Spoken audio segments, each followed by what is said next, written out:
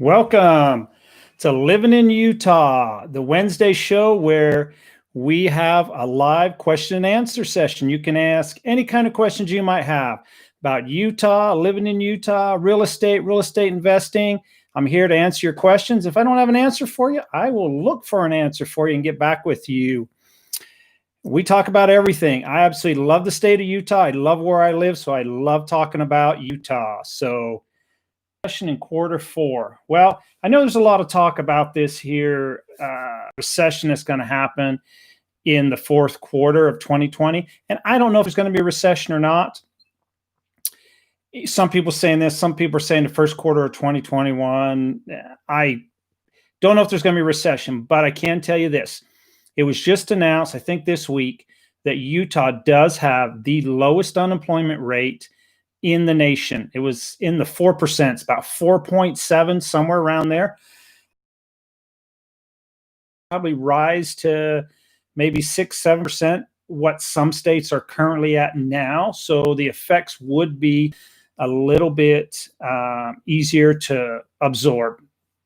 That being said, a state that has produced a lot of jobs over the years, we can absorb some of that.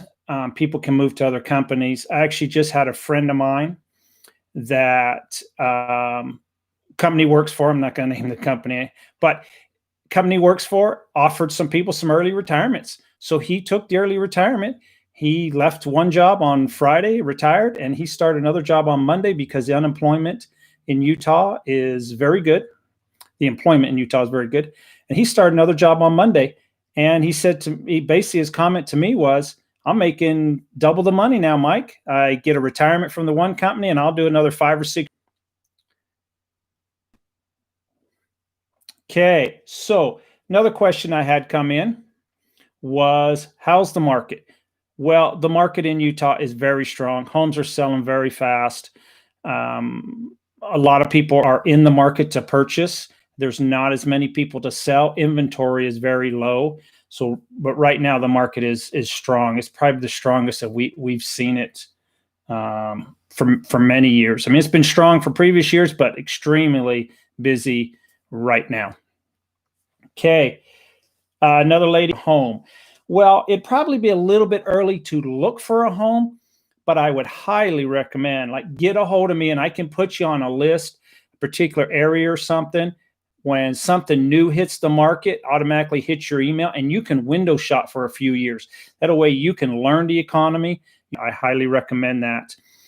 It's a great way to learn the market. Another question.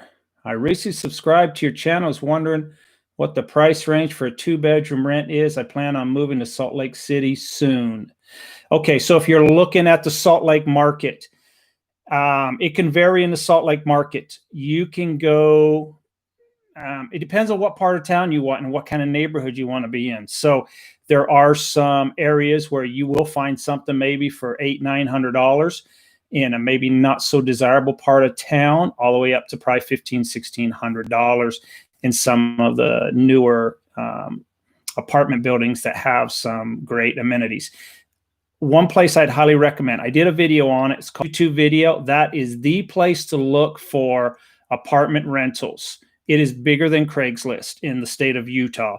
It's nearly every landlord I know that has a rental lists it right on there. So you will be able to choose where you want to be, and you can get pricing instantly for apartments, houses, condos, whatever you're looking for. So another question that I had come to me was, is the state neighborly and friendly? Yes, very much so. You find in most of the communities that you're in that the neighbors, it's family oriented. That's the state of Utah. Family is very big in the state of Utah. Neighborhoods are the same way. They know everything going on in a neighborhood. It's hard to go unnoticed. I've actually had personal experience with that. I do a lot of homes where people are out of state, so I will videotape the home and I will send it. I was at a home one night, turning all the lights on, going through every room, videotaping like crazy, floor after floor after floor, room after room. And literally, it was getting later at night. I wanted to go home, so I went running out the front door to my car, and there was the police standing right there. It was a total shock, and wondering what I was doing. The neighbors had called the police on me because they saw me in the house with on, do you know anything about that car, etc. So very friendly, very neighborly. That would be the state of Utah. Okay, I thought I would share an interesting question I got, and this very unique. I had a lady reach out to me that is moving from France, the country France, to Utah. I was very intrigued by it and sent an email back. We corresponded by email at first, because a lot come up about, it's not just moving from France to Utah, it's moving from France to the United States. Different cultures, we do things different. Most people who move to the state of Utah that live in the United States, things don't change a whole lot from state to state. I mean, we all know where you get a driver's license, where you register your vehicle, stuff like that. Taxes, sales tax. Some states have sales tax, some not. People are familiar with all the concepts. But when you're moving from a foreign country, there's a lot of things that change. And I really wanted to learn more from this lady on maybe France to the United States and what the differences are there, more so than maybe like France to Utah. So we had, she ended up calling me on the phone, and I learned some very neat things, differences between France and the United States. I thought I would just share with you some of the cultural things they do. We had a little laugh about this. In France, they would not wear sweatpants out in public. In the United States, we do it all the time. Your neighborhood or whatever, you just go outside in sweatpants. In France, absolutely not. You would not be seen outside with sweatpants on. I thought that was very unique culture. Another one that came up that was definitely intriguing, it's very custom for them to have wine with their lunch. And we had a long discussion about that and how it's acceptable in their country. And I explained in our country, it's not so acceptable as far as employment, et cetera, and how employers here do not tolerate it nowhere near as in France. In France, they literally just, it's part of their culture to always have wine with their lunch. And they allow employees to come back to work with alcohol in their system. So that was very unique structure that they do. And this was a good one too. When they talk to strangers on the street or in a store or something like that, their culture is purely small talk. Talk about the weather.